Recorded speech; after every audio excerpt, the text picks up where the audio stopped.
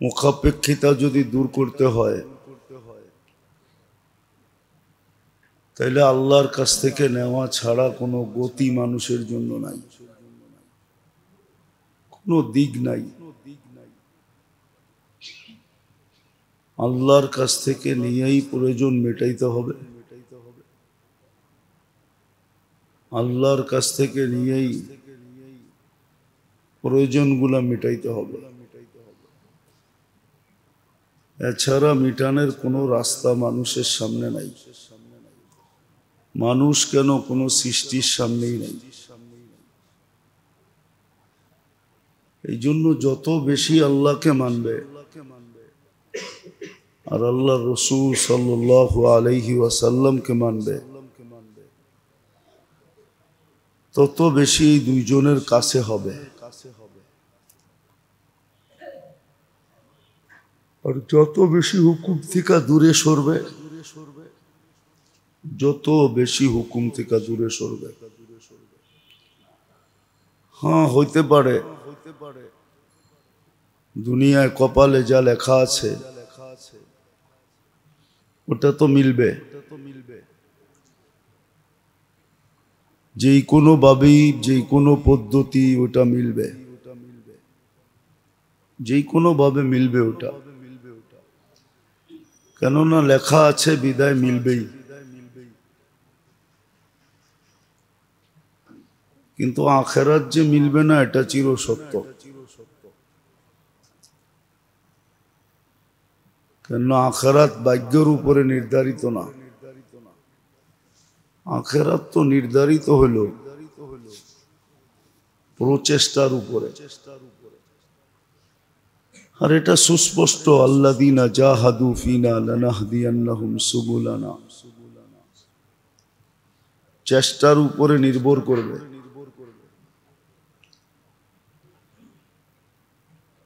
খোলা রাখা আছে, ওপেন রাখা আছে, যে যত চেষ্টা করবে তত বেশি আখেরাত মিলতে থাকবে। কেন এটা ওপেন, সীমাবদ্ধতা নাই যে এর বেশি তোমার মিলবে না, বরং ওটা ওপেন। আর বলে দিছে যত তুমি নিতে পারো, তোমার প্রচেষ্টার ইচ্ছার উপরে নির্ভর করে। তো যেটা বুঝাইতেছিলাম যে যে যত বেশি আল্লাহর হুকুম মানবে তত বেশি আল্লাহ সহ আল্লাহর নৈকট্য লাভ করবে। আর কাছের মানুষটা সবচেয়ে বেশি উপকৃত হয়।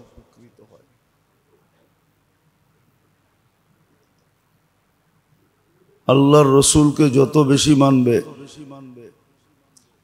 তরিকাকে যত বেশি মানবে, যেটাকে আরেক শব্দে বলা হয় মুত্তাবে সুন্নত যত বেশি হবে, প্রত্যেক কাজের ভিতরে সুন্নত তরিকা যত দেখবে তত বেশি আল্লাহর রসুলের কাছে হবে। নৈকট্য লাভ হবে, ভালোবাসা লাভ হবে, মহব্বত লাভ হবে। আর ভাগ্যের চাক্কা ঘুরবে আর ভাগ্য খুলবে। এই জন্য আল্লাহকে মানা আর আল্লাহর রসুলকে মানা।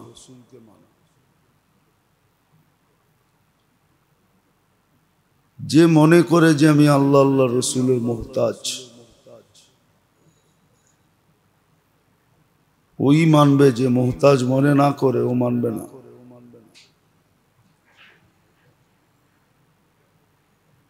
হ্যাঁ, মানুষকে আল্লাহ ইচ্ছা স্বাধীনতা দিছেন বিদায় মানুষ মন মতো চলতে পারে।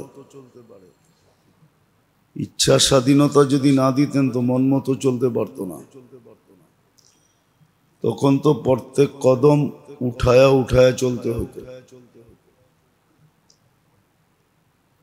নাইলে হইতে পারতো যে কদম উঠাইছে আর রাখতে দিতেছেন না, রাখছেন আর উঠাইতে দিতেছেন না। এটারও কিন্তু উদাহরণ দুনিয়াতে আছে।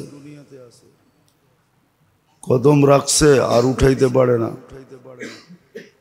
যেটাকে আমাদের শব্দে প্যারালাইসিস বলি, আর উঠাইতে পারতেছে না।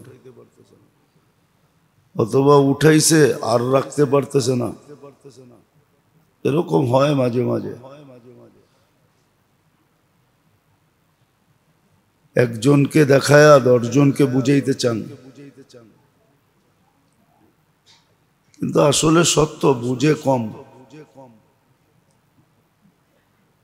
এটাও কারণ আছে। পাত্র যখন বড়া থাকে তখন আর জিনিস এর ভিতরে ঢুকে না। তো দুনিয়া দিয়ে আমাদের পাত্র বড়া, এই জন্য এই সমস্ত কথা দুনিয়ার কথা দিয়ে ভরা। যুক্তি তর্ক, শিক্ষা দীক্ষা, এগুলা দিয়ে ভরা, এই জন্য বুঝে আসে না। নাহলে বুঝা কোনো কঠিন ছিল না।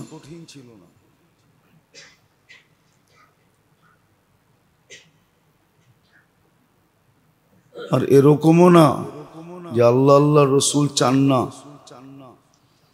অনেক মানুষ আছে যাই জামালা পছন্দ করে না, মানুষকে কাছে যেতে দেয় না। বিশেষ বিশেষ লোক ছাড়া কেউ যেতে পারে না। এরকম সিস্টেম দুনিয়াতে আছে। আল্লাহ আল্লাহ রসুলের সিস্টেম এরকম না। ইচ্ছা করলে সবাই কাছে হইতে পারে। বিশেষত্ব ওইখানে নাই, দুনিয়াতে আছে বিশেষত্ব।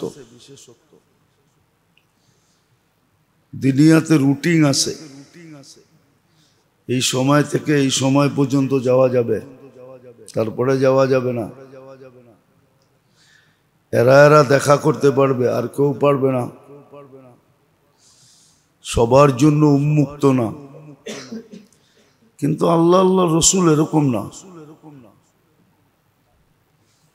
সবার জন্য উন্মুক্ত, সব সময় উন্মুক্ত।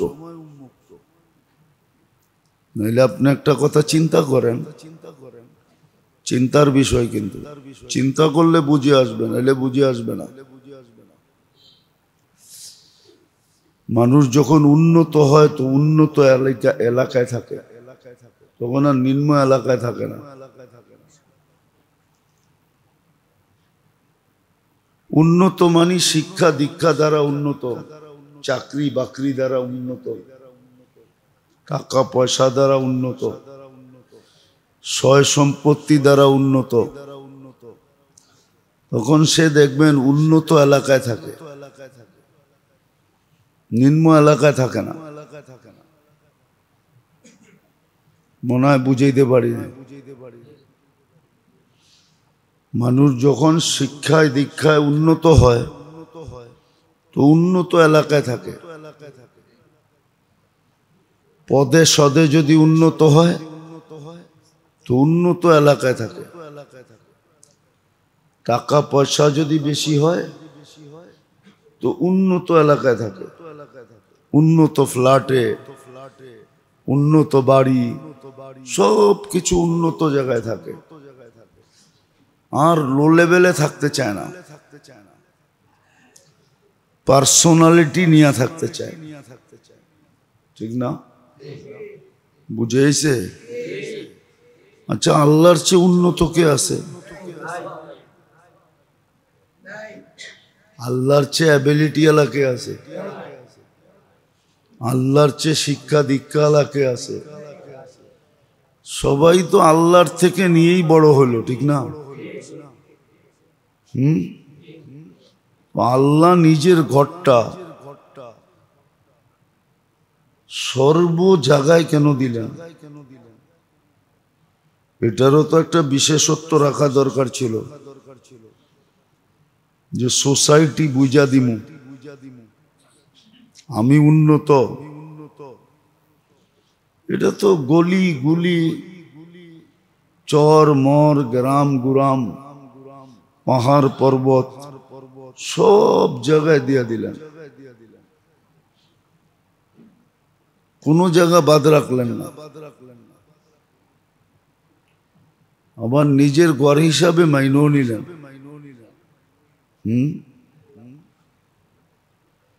কোনো বাধ্যবাধকতাও দিলেন না। অনেকে আছে দাওয়াত দিলে মেনু বইলা দেয়, আপনি দাওয়াত গ্রহণ করতে পারি, কিন্তু আমি এই আইটেম খাই, এগুলা করতে হবে। আল্লাহ তো কোনো মেনুও দিলেন না, বাধ্যবাধকতাও দিলেন না যে আমার ঘর বিল্ডিং হইতে হবে, টাইলস লাগতে হবে, দামি দামি জিনিস দিয়া সাজাইতে হবে। আল্লাহর ঘর তো খের দিয়া বানাইলেও হয় না? খেরের মসজিদ নাই? এখন হয়তো নাই, ছিল তো। তো কেন?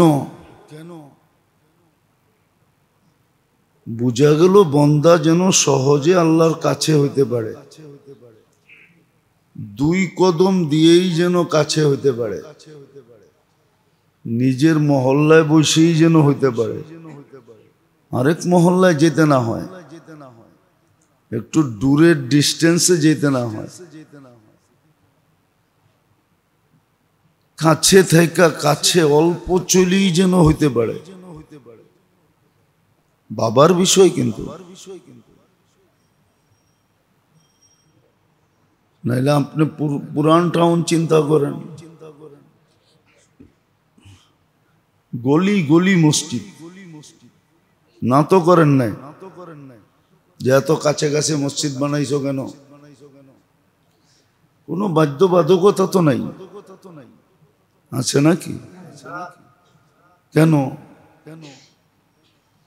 মানুষের দিকে তাকাইলে একরকম দেখি, আল্লাহর দিকে তাকাইলে আরেক রকম দেখি। মানুষ একটু উন্নত হইতে দেরি, উন্নত এলাকায় যেতে দেরি করে না, উন্নত এলাকা খোঁজে। উন্নত এলাকা কোনটা? ওইখানে যে থাকে। বহুত মানুষ আছে ভাড়া তোলে এইখানে, খরচ করে ওইখানে, থাকতে চায় না। জিজ্ঞাস করলে সাদা মাঠা জবাব দেয়, এই ছেলে পেলে বড় হইতেছে তো একটা ভালো পরিবেশ দরকার, ছেলে পেলে মানুষ করতে হবে। তাহলে যেই এলাকার থেকে ভাড়া উঠায় ওই এলাকার মানুষ অমানুষ, এর ইঙ্গিত দিয়া বোঝা যায় যে ওনার ছেলে পেলে মানুষ হবে, বাকি সব অমানুষ। অথচ উনি এই এলাকার টাকা নিয়েই ওইখানে খরচ করে। কিন্তু আল্লাহ তো এমন বলল না, আল্লাহ তো সর্ব জায়গায় নিজের ঘর দিয়া দিলেন। বোঝা গেল আল্লাহ বন্দাকে কাছে করতে চায়, যে তুই আমার কাছে আয়। 2 কদম দিয়েই যেন কাছে হইতে পারে।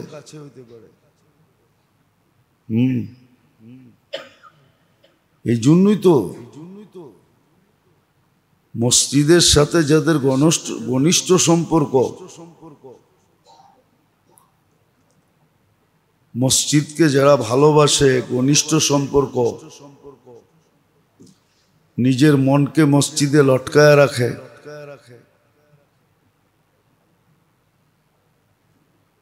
কাজ কাম না থাকলে মসজিদ ছেড়া যায় না, সময় দেয় তো মসজিদই দেয়, সময় কাটায় তো মসজিদই কাটায়। এদেরকে তো আল্লাহ প্রতিবেশী বলছে। কিয়ামতের দিন জিজ্ঞাসা করবে আমার প্রতিবেশীরা কোথায়? ফেরেশতারা বলবে সুবহান ওয়ালাকাল জিরান, আল্লাহ আমরা তো জানতাম না আপনার প্রতিবেশী ছিল। আল্লাহ বলবে যারা মসজিদ আবাদ করছে, মসজিদের সাথে ঘনিষ্ঠ সম্পর্ক ছিল, খুব আসা যাওয়া করত, খুব সময় দিত, ওরাই তো আমার প্রতিবেশী। তাহলে বোঝা গেল কাছে করার জন্য ব্যবস্থাও করছেন, কেউ এরকম ব্যবস্থা করে নাই। বাধ্যবাধকতা তো আমরা রাখছি, এতটাই খুলবে এতটাই বন্ধ হবে। আল্লাহ তো বাধ্যবাধকতা রাখেন নাই, আল্লাহ তো বাধ্যবাধকতা রাখেন নাই। আল্লাহ বলছে তোমার জন্য কোনো সময় নেই, এনি টাইম আসতে পারো, কাছে হইতে পারো। আবার পদ্ধতিও দিছেন, কখনো নফল নামাজ দ্বারা, কখনো জিকির দ্বারা, কখনো তেলাওয়াত দ্বারা। নইলে এই হাদিস কেন বলবেন আনা মা মান যাকারানি, আমাকে যারা স্মরণ করতে থাকে আমি ওদের সাথে সাথেই থাকি।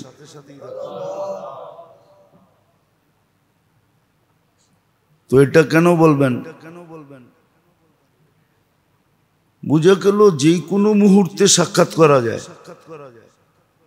কাছে হওয়া যায়। তদ্রূপ আল্লাহ রসুলেরও যখনই মনে চায় কাছে হইতে পারবে। আছে বহুত মানুষ এরকম কাছে যে ডেলি দেখা হয়, ডেলি না হলে সপ্তাহে হয়, সপ্তাহে না হলে মাসে হয়, মাসে না হলে বৎসরে হয়, বৎসরে না হলে জীবনে তো হয়ই হয়। আছে এরকম লোক, আল্লাহ রসুলকে স্বপ্নে দেখে। এটা হলো কাছে হওয়ার নিদর্শন, যে আমিও তোমার কাছে তুমিও আমার কাছে। তো যেটা বুঝাইতেছিলাম, মেরে আজিজো, মেরে দোস্তো, মেরে ভাইও, যে যত মানবে সে তত বেশি কাছে হবে। আবার যে যত কাছে হবে সে তত উপকৃত হবে। কিন্তু আবার এটাও একটা কথা আছে,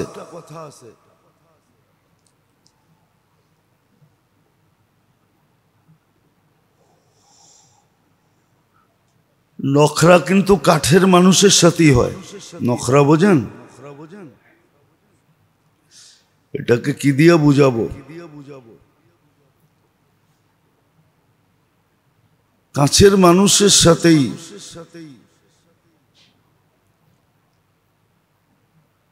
যত ধরনের ভালোবাসার মুআমেলা আছে, ব্যবহার আছে, ওটা কাছের মানুষের সাথেই হয়। এই জন্য হাদিসে আছে আল্লাহওয়ালারা যখন আল্লাহর কাছে চায় তো জিবরিল আলাইহিস সালাম বলে আপনার অমুক প্রিয় বান্দা চাইতেছে। মানুষ কিন্তু ভালোবাসা লুকায় রাখতে চায়। কিছু ভালোবাসা আছে এটা কি চলে, গোপনে গোপনে চলে, বেশি একটা প্রকাশ করতে চায় না। কেননা প্রকাশ করলেই সমস্যা, হয়তো ইজ্জত যাবে, মান সম্মান যাবে, মানুষ খারাপ বলবে।